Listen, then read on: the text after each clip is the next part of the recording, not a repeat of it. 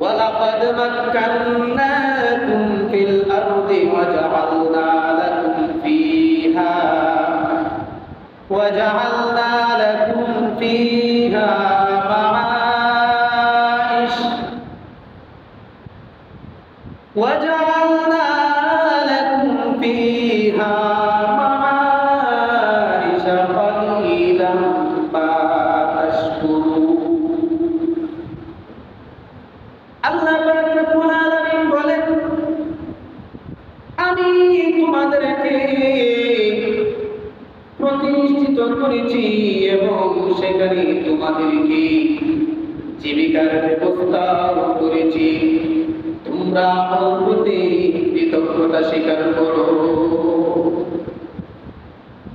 আল্লাহ বলেন মানুষ আমি তোমাদেরকে পৃথিবীতে প্রতিষ্ঠিত করেছি, তোমাদেরকে আমি পৃথিবীতে অনেক সম্মান দিয়েছি, অনেক মর্যাদা দিয়েছি, তোমাদেরকে এত মর্যাদা দিয়েছি এবং সেখানে তোমাদের রিজিকের ব্যবস্থা করে দিয়েছি, জীবিকা উপার্জনের ব্যবস্থা করে দিয়েছি। সুতরাং তোমরা বলতে আমি আল্লাহর কৃতজ্ঞতা প্রকাশ করো। বলেন সুবহানাল্লাহ। আল্লাহ তাআলা মানুষকে আশরাফুল মাখলুকাত সর্বশ্রেষ্ঠ জাতি তথা সৃষ্টির শ্রেষ্ঠ সৃষ্টি সেরা মানুষ হিসাবে, সৃষ্টির সেরা হিসাবে পৃথিবীতে প্রেরণ করেছে, পৃথিবীতে পাঠিয়েছে। আল্লাহ পাক রব্বুল আলামিন মানুষকে আশরাফুল মাখলুকাত অর্থাৎ সমস্ত সৃষ্টির শ্রেষ্ঠ জীব হিসাবে আল্লাহ পাক রব্বুল আলামিন মানুষকে পৃথিবীতে পাঠাইছেন, প্রেরণ করেছেন। শুধু এই নয়, পৃথিবীকে আল্লাহ পাক রব্বুল আলামিন করেছেন মানুষের জন্য বসবাসের একটা স্থান, বসবাসের একটা আবাসস্থল। শুধু বসবাসের আবাসস্থলই বানাই নাই, আল্লাহ পাক রব্বুল আলামিন এই জমিনকে করেছেন মানুষের জন্য, মানুষের জীবিকা নির্বাহের, মানুষের জীবিকা উপার্জনের জন্য প্রধান উৎস, প্রধান উৎস। এই পৃথিবীটাকে আল্লাহ পাক রব্বুল আলামিন মানুষের জীবিকা নির্বাহের, মানুষের রিজিক উপার্জনের একটা প্রধান উৎস হিসাবে বানাইছেন। বলেন সুবহানাল্লাহ। তাহলে প্রথম কথা হইল আল্লাহ পাক রব্বুল আলামিন মানুষকে এই পৃথিবীতে আশরাফুল মাখলুকাতের মধ্যে সর্বশ্রেষ্ঠ জাতি হিসাবে পাঠিয়েছে, সর্বশ্রেষ্ঠ জাতি হিসাবে প্রেরণ করেছে।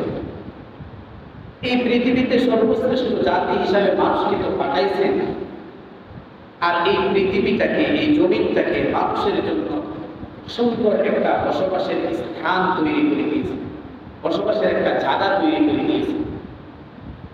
শুধু এটাই নয়, এই জমিনটাকে, এই পৃথিবীটাকে মানুষের জীবিকা উপার্জনের জন্য, মানুষের রিজিক উপার্জনের জন্য এই জমিনটাকে আল্লাহ তাআলা একটা প্রধান উৎস বানাইছে।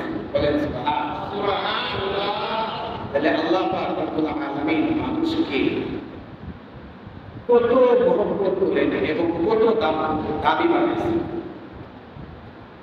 আল্লাহ পাক রব্বুল আলামিন বলেন ওয়ালাকাদ মাক্কান্নাকুম ফিল আরদ ওয়ালাকাদ মাক্কান্নাকুম ফিল আরদি ওয়াজআলনা লাকুম ফিহা ওয়াজআলনা লাকুম ফিহা মাআইশ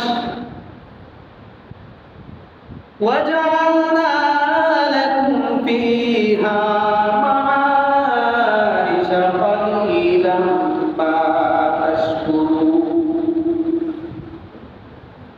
আল্লাহ পাক রব্বুল আলামিন বলেন আমি তোমাদেরকে প্রতিষ্ঠিত করেছি এবং সেখানে তোমাদেরকে জীবিকার ব্যবস্থা করেছি, তোমরা আমার প্রতি কৃতজ্ঞতা স্বীকার করো।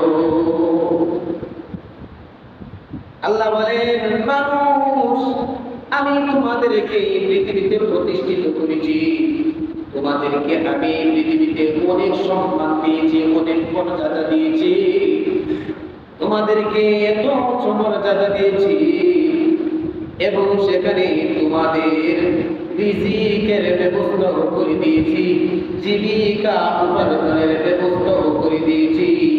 সুতরাং তোমরা বলতে আমি আল্লাহর কৃতজ্ঞতা প্রকাশ করো। বলেন সুবহানাল্লাহ। এই কথাটা আল্লাহ পাক রব্বুল আলামিন বলেন, আমি তোমাদেরকে এই পৃথিবীতে শুধু এমনি এমনি পাঠাই নাই, গরু ছাগল ভেড়া দুম্বা উট মহিষের মতন পাঠাই নাই, চতুষ্পদ জন্তুর মতন পাঠাই নাই। আমি তোমাদেরকে অনেক সম্মান দিয়ে, অনেক মর্যাদা দিয়ে, অনেক শ্রেষ্ঠত্ব দিয়ে আমি তোমাদেরকে পাঠাইছি। শুধু শ্রেষ্ঠত্ব আর মর্যাদা দিয়ে পাঠাই নাই, আমি আল্লাহ তোমাদেরকে এই পৃথিবীতে প্রতিষ্ঠিত করেছি এবং সেখানে তোমাদের জীবিকা, তোমাদের রিজিক উপার্জন করার ব্যবস্থাও করে দিয়েছি। বলেন সুবহানাল্লাহ। তাহলে আমি আল্লাহ তোমাদেরকে যে রিজিক দিই, যে নিয়ামত দিয়েছি, সেটা অল্পই হোক, আর সেই অল্পতেই তোমরা আমি আল্লাহর কৃতজ্ঞতা স্বীকার করো, আমি আল্লাহর শুকরিয়া আদায় করো। কথা হচ্ছে আল্লাহ তাআলার শুকরিয়া আদায় করার কথা হচ্ছে, কৃতজ্ঞতা প্রকাশ করার কথা হচ্ছে। তাহলে এখন চিন্তা করেন, আল্লাহ তাআলা আমাদেরকে কত পরিমাণ নিয়ামত দান করেছেন, আল্লাহ তাআলা আমাদেরকে কি পরিমাণ রহমত, কি পরিমাণ বরকত দান করেছেন। তাহলে আল্লাহ তাআলার কৃতজ্ঞতা প্রকাশ করে শেষ করা যাবে না। প্রতিটা মুহূর্তে মুহূর্তে, প্রতিটা কদমে কদমে, প্রতিটা সেকেন্ডে সেকেন্ডে, শ্বাস নিঃশ্বাসে নিঃশ্বাসে আল্লাহ তাআলার কৃতজ্ঞতা প্রকাশ করতে হবে। এরপরে আল্লাহ তাআলা বলেন, আফারাআইতুম মা তাহরুসুন, আফারাআইতুম মা তাহরুসুন আআনতুম তাজরাউনাহু আম নাহনুজ যারিউন লাউ নাশাউ লাজআলনাহু হুতামান ফাযুলতুম তাফাক্কারুন। আল্লাহ পাক রব্বুল আলামিন সূরাতুল ওয়াকিয়ার মধ্যে বলেন, আফারাআইতুম মা তাহরুসুন আআনতুম তাজরাউনাহু আম নাহনুজ যারিউন লাউ নাশাউ লাজআলনাহু হুতামান ফাযুলতুম তাফাক্কারুন। আল্লাহ পাক রব্বুল আলামিন বলেন, তোমরা যে বীজ বপন করো, তোমরা যে বীজ রোপণ করবে, ও সেই সম্পর্কে ভেবে দেখেছো কি? তোমরা কি সেই সম্পর্কে ভেবে দেখেছো যে তোমরা কি তাকে অঙ্কুরিত করো নাকি আমি তা অঙ্কুরিত করি? কথা বুঝছেন? আল্লাহ তাআলা বলতেছেন, হে আমার বান্দারা, আমি আল্লাহ তাআলা তোমাদেরকে এই পৃথিবীতে পাঠাইছি, আর তোমাদেরকে পৃথিবীতে পাঠাইছি এবং তোমাদেরকে ব্যবস্থাও করে দিয়েছি এই পৃথিবীটাকে যেন তোমরা জীবিকা উপার্জন করতে পারো, রিজিকের ব্যবস্থা করতে পারো। আমি এই ব্যবস্থাটা তোমাদেরকে করে দিয়েছি। এখন তোমরা ব্যবস্থা করছো, তোমরা রিজিক উপার্জন করছো। এখন যে রিজিকটা তোমরা উপার্জন করেছো, হ্যাঁ, এখন এই রিজিকটা বীজ বপন করেছে, বীজটা কে অঙ্কুরিত করেছে, কে সংরক্ষিত করেছে, তোমরা কি ভেবে দেখেছো? আল্লাহ তাআলা সুন্দর সূরাতুল ওয়াকিয়ার মধ্যে বলতেছেন, আফারাআইতুম মা তাহরুসুন আআনতুম তাজরাউনাহু আম নাহনুজ যারিউন লাউ নাশাউ লাজআলনাহু হুতামান ফাযুলতুম তাফাক্কারুন ইন্না লামুগরামুন বাল নাহনু মাহরুমুন। আল্লাহ তাআলা বলেন, তোমরা যেই বীজ বপন করেছো সেই সম্পর্কে একটু ভেবে দেখেছো কি? তোমরা কি দেখেছো যে এই বীজটাকে কে অঙ্কুরিত করেছে? এটা কি তোমরা অঙ্কুরিত করেছো নাকি আমি অঙ্কুরিত করেছি? কথা বুঝছেন? নাকি আমি অঙ্কুরিত করেছি? আল্লাহ তাআলা বান্দাদেরকে এই কথাগুলো বলতেছেন, তোমরাই বীজ বপন করেছো, তোমরাই লাগাইছো, তোমরাই ধান লাগাইছো, তোমরাই গম লাগাইছো, তোমরাই বাদাম লাগাইছো, হ্যাঁ, তোমরাই শস্য লাগাইছো, ঠিক আছে, তোমরা লাগাইছো, কিন্তু এই বীজটা থেকে গাছ, গম, ধান এবং এই ফসলগুলো কে উৎপাদিত করেছে? কে শস্যগুলোকে অঙ্কুরিত করেছে? তোমরা করেছো নাকি আমি আল্লাহ করেছি? আল্লাহ তাআলা বলেন, আমি ইচ্ছা করলে তাকে খড়কুটায় পরিণত করতে পারি। ইচ্ছা করলে পারতেন না? আল্লাহ তাআলা বলেন, আমি ইচ্ছা করলে তাকে খড়কুটায় পরিণত করতে পারি। আল্লাহ ইচ্ছা করলে এই ধান ফসলগুলোকে একবারে নষ্ট করে, আগুনে জ্বালায়া পোড়ায়া নষ্ট করে পানিতে ভাসায় দিতে পারতো না? পারত। এটাই বুঝাইতে চাইতেছে যে আমি ইচ্ছা করলে এই ফসলগুলিকে খড়কুটায় পরিণত করতে পারতাম, করতে পারি। তখন তোমরা হতবুদ্ধি হয়ে পড়তে। তখন তোমরা কি হয়ে পড়তে? হতবুদ্ধি হয়ে পড়তে, একবারে হত দরিদ্র হয়ে পড়তে। তোমাদের মনোবল ভেঙে যেত, তোমাদের আশা বিশ্বাস সব কিছু শেষ হয়ে যেত। এরকম হয়েছে না? বন্যার পানিতে সমস্ত ফসল নষ্ট হয়েছে না? নষ্ট হওয়ার পরে সমস্ত ফসল যখন পানিতে ডুবে নষ্ট হয়ে গেছে, তখন মানুষের মন কেমন হয়ে গিয়েছিল? একবারে উদার হয়ে গেছিল, উদাসীন হয়ে গিয়েছিল। আহারে, আমরা কি খেয়ে জীবন বাঁচাইব? আমাদের সন্তান আদিদের মুখে কি জীবন, কি রিজিক দিব? এ ধরনের একটা ভাব অন্তরে চলে এসেছিল না? চিন্তায়, টেনশন, ভেঙে পড়েছে।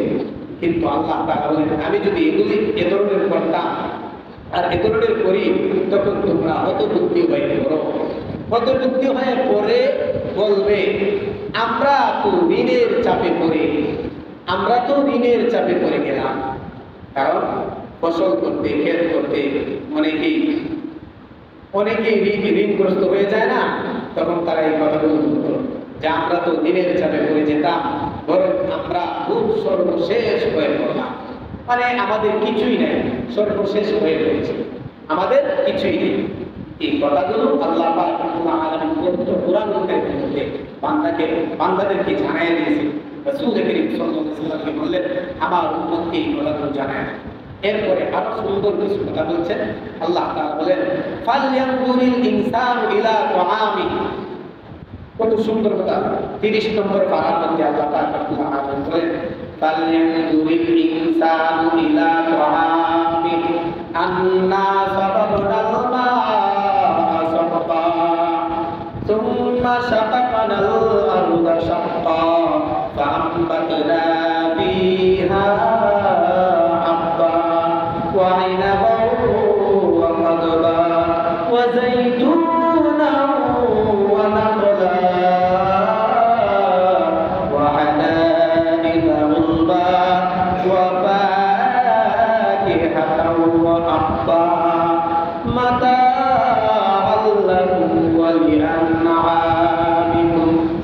আল্লাহ বলেন, ফালইয়ানজুরিল ইনসানু ইলা তাআমিহি আন্না সাবাবনাল মা'a সাব্বা সুম্মা শাকাকনাল আরদা শাক্কা ফাআমবাতনা ফীহা হাব্বা ওয়া ইনাবান ওয়া কাদবা ওয়া যাইতুনান ওয়া নাখলা ওয়া হাদাইকা গুলবা ওয়া ফাকিহাতান ওয়া আব্বান মাতা'আল লাকুম ওয়া লিআন'আমিকুম। আল্লাহ বলেন, মানুষ তার খাদ্যের প্রতি লক্ষ্য করুক, মানুষ তার খাদ্যের প্রতি লক্ষ্য করুক। আমি প্রচুর পানি বর্ষণ করেছি, এরপর আমি ভূমিকে বিদীর্ণ করেছি, অতঃপর তাতে উৎপন্ন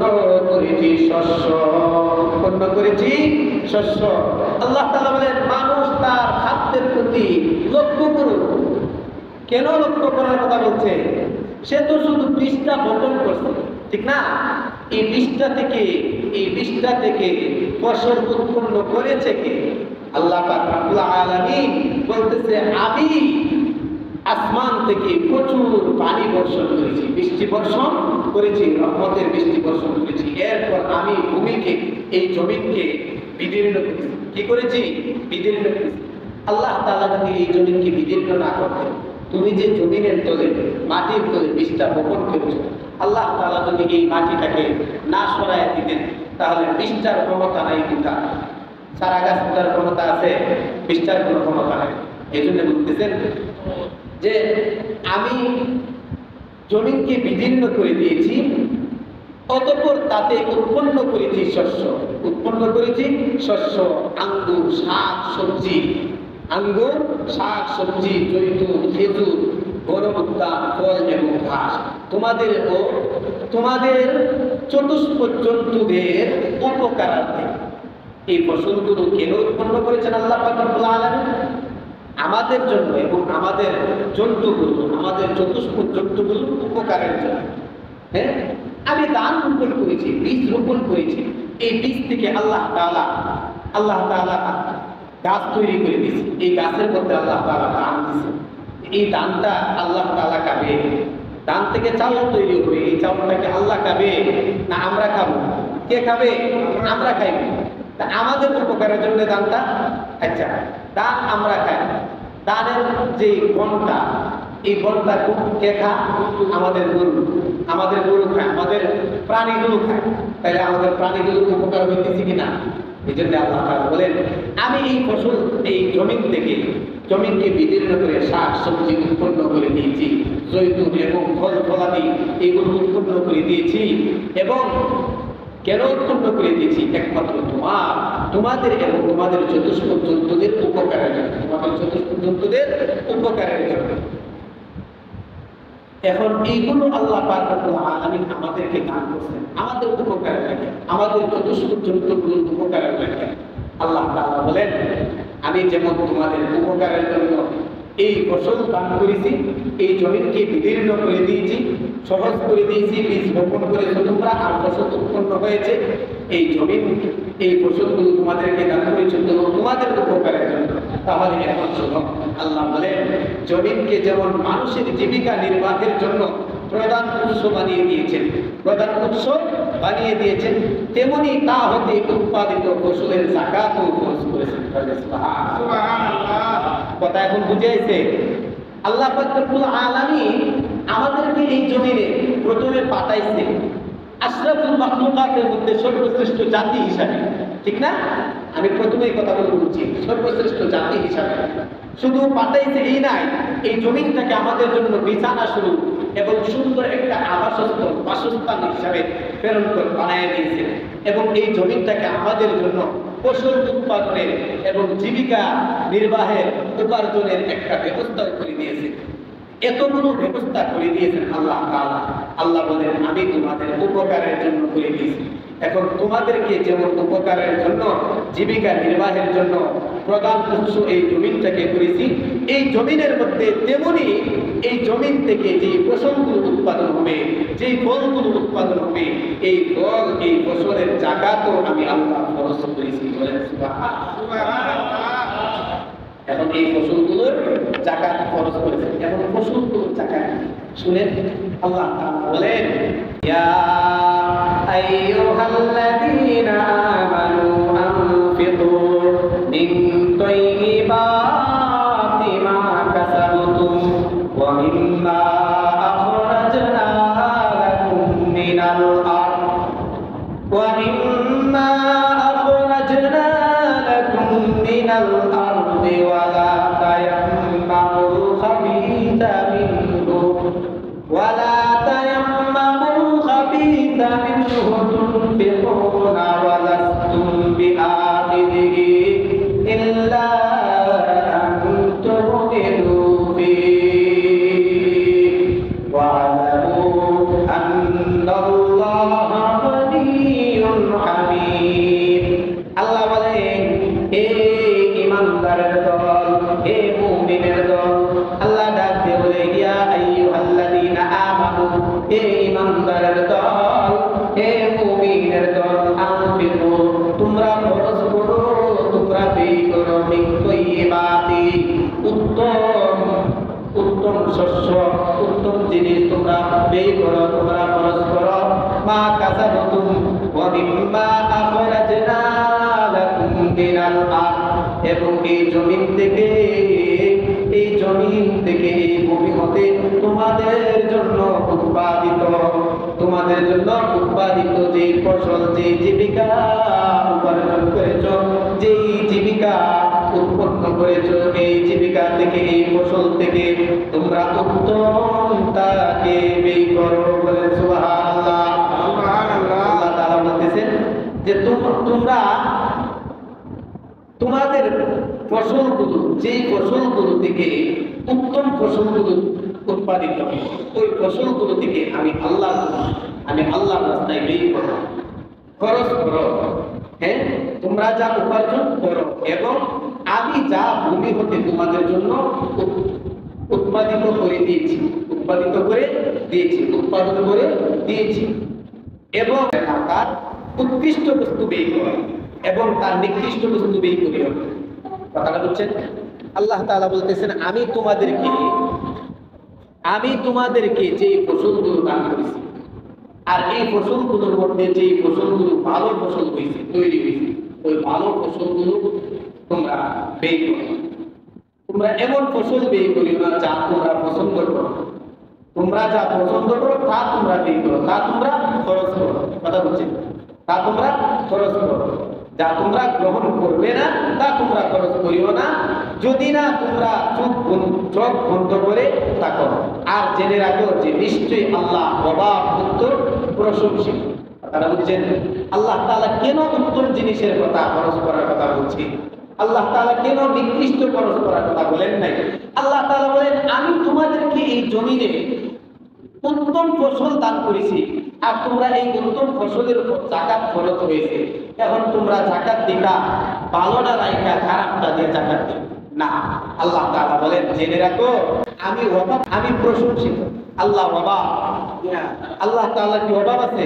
আল্লাহ তাআলা অভাব, আল্লাহ তাআলার কোনো অভাব নাই। আল্লাহ তাআলার কোনো অভাব নাই। আল্লাহ দরিদ্র, আল্লাহ দরিদ্র না। আল্লাহ ধন সম্পদের কোনো অভাব নেই। আল্লাহ ধন সম্পদের অভাব আছে? আল্লাহ টাকা পয়সার কোনো অভাব নেই। আল্লাহ সম্মানের কোনো অভাব নেই। হ্যাঁ, আল্লাহর কোনো কিছুর অভাব নেই। আল্লাহর লয় নাই, আল্লাহর হই নেই।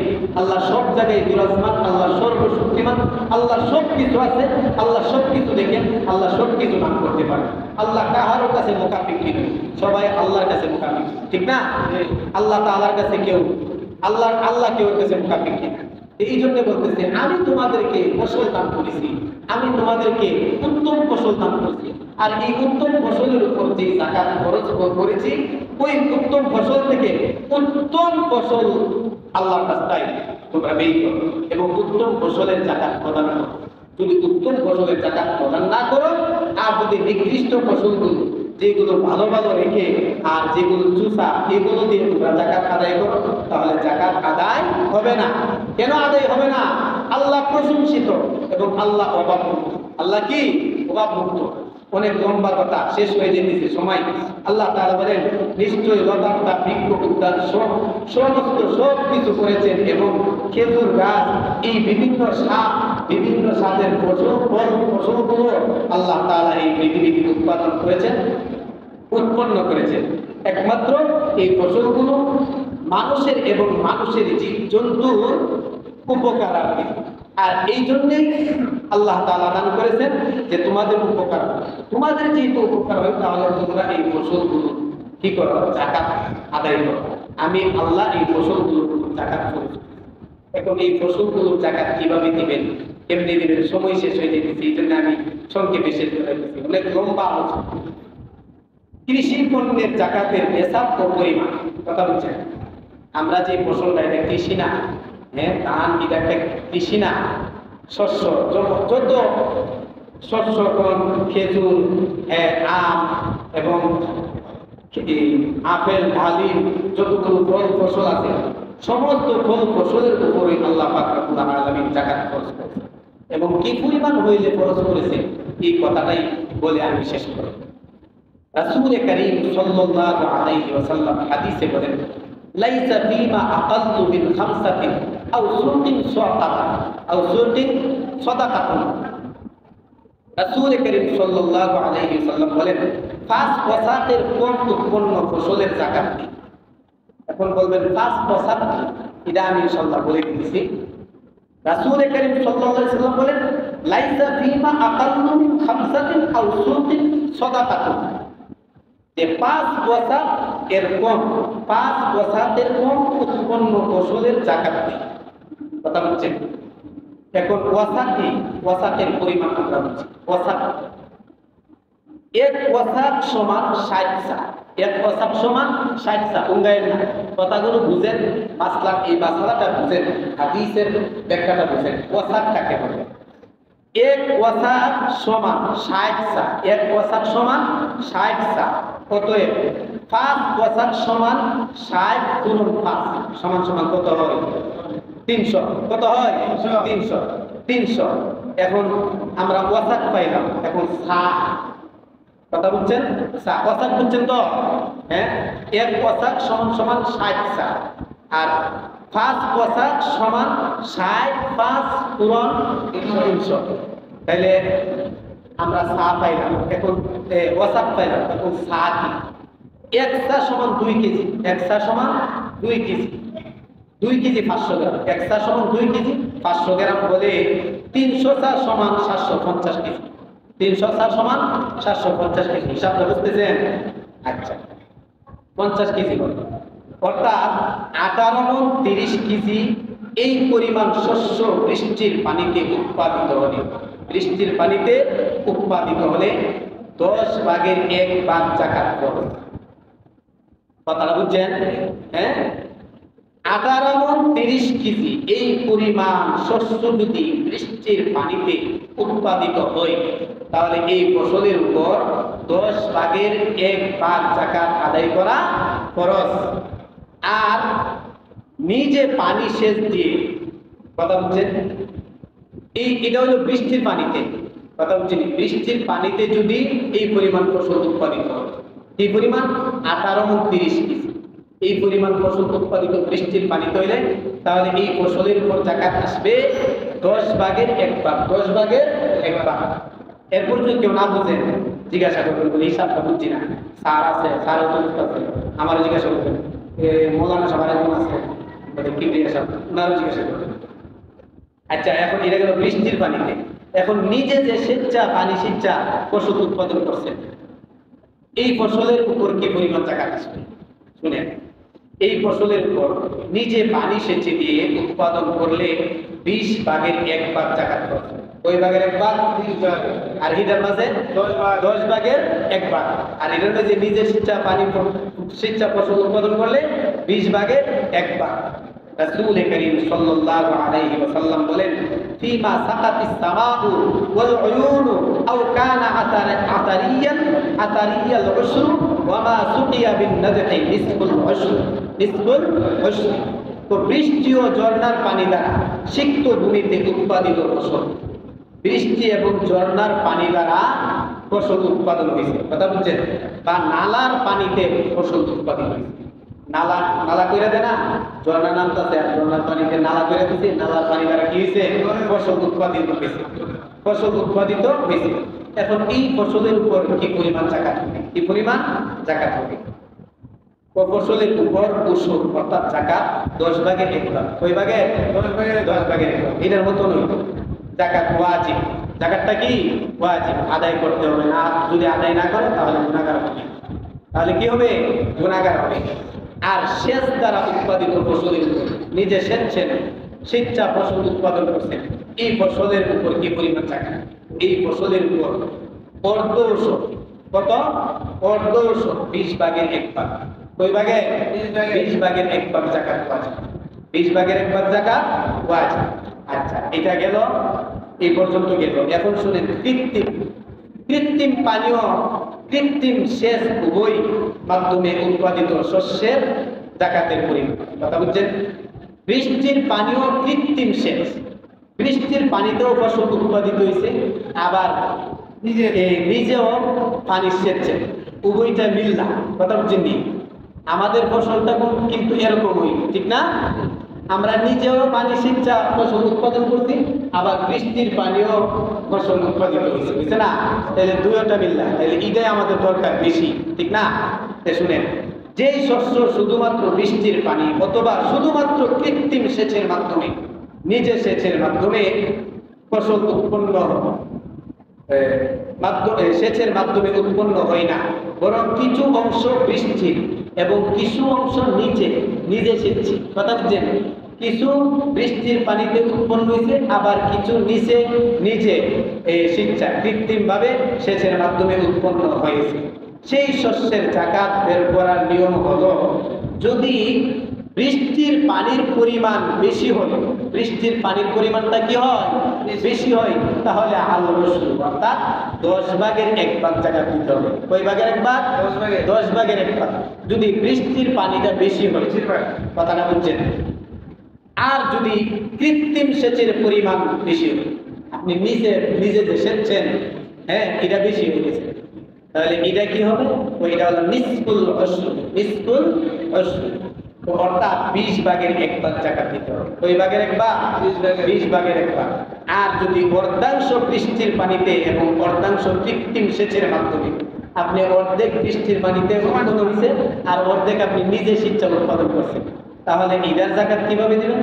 এটার জাকাত হইল, উৎপন্ন হয় তাহলে 10 ভাগের 3/4, 10 ভাগের 3/4 জাকাত দিতে হবে। এটা বুঝছেন? 10 ভাগ 10 হ্যাঁ 10 এর 3, 10 এর বাইরে 3, 10 ভাগের 3/4 জাকাত দিতে হবে। আচ্ছা, আর অর্থাৎ কারো 20 মণ, এরপর এটা ব্যাখ্যা ভাঙাই দিয়েছে, কারো 20 মণ ধান উৎপন্ন হয়েছে, আর 20 মণ ধান উৎপন্ন হওয়ার জন্য বৃষ্টির পানির পরিমাণ বেশি হলে, বৃষ্টির পানির পরিমাণ বেশি হলে তার 10 ভাগের 1 ভাগ, তার কয় ভাগের 1 ভাগ? 10 ভাগের 1 ভাগ, অর্থাৎ 2 মণ জাকাত দিতে হবে। কয় মণ? 2 মণ। এখন বুঝছেন? 2 মণ জাকাত দিতে হবে। আর কৃত্রিম সেচের পরিমাণ বেশি হবে, কথা বুঝছেন? নিজে সেচটা যদি এটা যদি বেশি হয়, তাহলে 20 ভাগের 1 ভাগ, অর্থাৎ 1 মণ ধান জাকাত দিতে হবে। কয় মণ ধান? 20 মণে 1 মণ, 20 মণে 1 মণ। আর যদি অর্ধেক বৃষ্টির পানি ও অর্ধেক নিজের সেচের মাধ্যমে উৎপন্ন হয়, তাহলে 10 ভাগের 3/4, 10 ভাগের 3/4, অর্থাৎ 1 মণ 20 কেজি, 1 মণ 20 কেজি জাকাত দিতে হবে। আমি বলছি, ইবনে খুদামা রাহমাতুল্লাহি আলাইহি বলেন, এই ব্যাপারে উলামায়ে কেরামের মধ্যে কোনো মতভেদ নেই, কোনো মতভেদ নেই।